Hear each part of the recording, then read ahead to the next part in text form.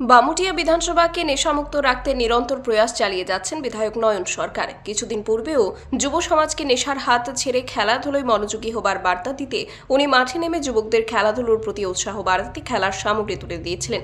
এবার একইভাবে কর্মসূচি হাতে নিয়েছেন তিনি।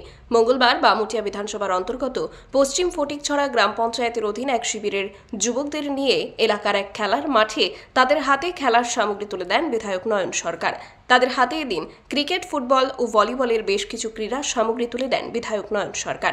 পাশাপাশি এদিন যুবকদেরকে উৎসাহিত করতে তাদের সাথে ক্রিকেট খেলায় অংশগ্রহণ করতেও দেখা যায় বিধায়ককে। ওনার এই প্রয়াসে অত্যন্ত খুশি হয়েছেন যুবকেরা। এই নিয়ে তিনি আরো বলেন, আজকে পশ্চিম ফটিকছড়া গ্রাম পঞ্চায়েত অন্তর্গত বড়লুঙ্গা শিবিরের যে মাঠ, এখানে আমি প্রতিনিয়তই দেখি যারা ক্রীড়াপ্রেমী আছেন তারা খেলাধুলা করেন।